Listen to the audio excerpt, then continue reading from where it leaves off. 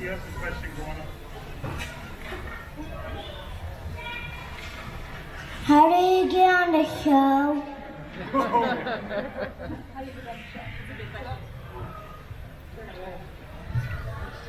I'm not sure we completely understand it. That's true. And what do y'all feel like you're allowed to say about that process?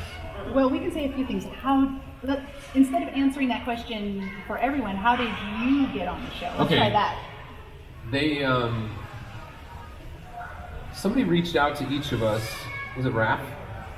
So one of the casting, I don't know his official name, but they've got a casting director, and that person has basically, TV industry casting professionals that are freelance people that just work. They just work for the season, like the portion of the production that involves getting the cast. And as soon as the cast is set and production starts, those people go start working for another show, in most cases. So Mark and I each received a message from one of those people, and ours was Raph, on Instagram. But you know what, maybe I should go back. The ComicCon story is a good story, right? So I went to ComicCon. In San Diego in 2019. Is Joshua Hanlon in the room? Oh, he's making a video. I saw Josh somewhere. They're like John and Josh are over there in the red shirts making a video right now. They're doing their job. Boone, anyway, leave them alone. I was there with them, and Joshua was giving the keynote. Not the keynote. Joshua was emceeing a Lego kind of like digital media panel. So you had like digital graphics designers, that's the wrong, animators for Friends and Batman and the Jurassic Park one, and then there were people behind some of the other things. Anyway, when they got to the end of that panel, and it was a pretty big room. It would be probably like if this whole area was just seats. And I was in that audience, and at the very end of the panel, they said, by the way, we have a special announcement. Lego Masters is coming to the United States, and the website is live now to go audition, to go submit your audition. And so as I was walking out the door of that panel, I called Mark, and I said, Mark, do you want to apply for Lego Masters with me? And he was like, absolutely. Which is how Mark says that word. And absolutely. Okay, anyway.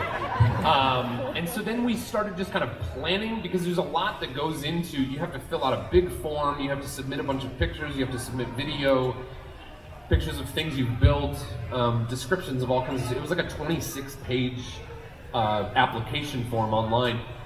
And so we just started kind of planning that, and it took us about 3 weeks from that date to like kind of get all our stuff together to apply. But during that time, that casting guy reached out to both of us on Instagram. So they've got people that are just like on the ground, pounding the pavement, trying to find people that they think could be good for Lego Masters. So it happened both directions for us. We applied. When he reached out, we were like, yeah, we're gonna apply. And he's like, okay, all you need to do is apply.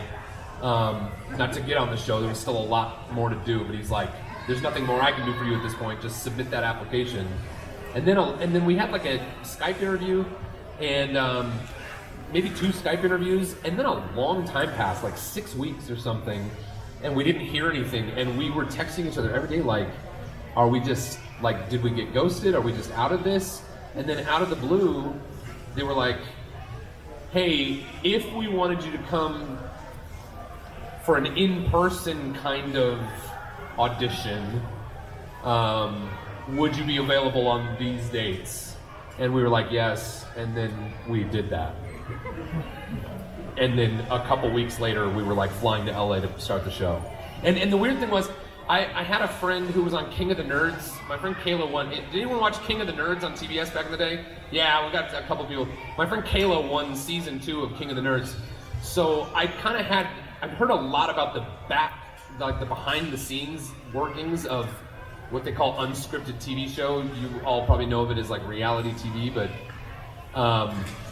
and we were not aware when we got there whether we were really on the show or not. It wasn't until basically like they started taping episode 1 that we were like, well, okay, I guess we're like actually part of the final. Because I'd heard examples of, you know, if they're going to have 10 teams, they might fly 13 teams down and choose at the last moment which teams are the best. They didn't do that with our season. But they may, we don't know. We don't know.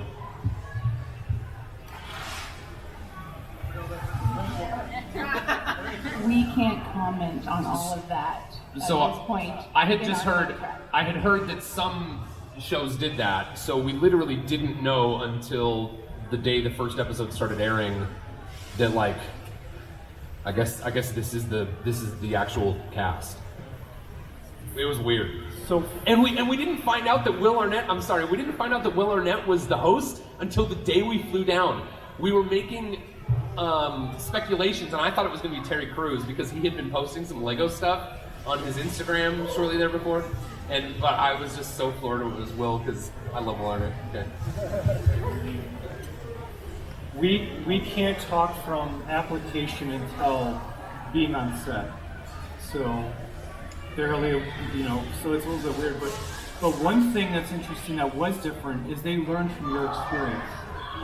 So the first time we learned we were on the show, I remember Horace and I were doing an interview, and the question that came at us was, so how does it feel to be on season 2 of Lego Masters?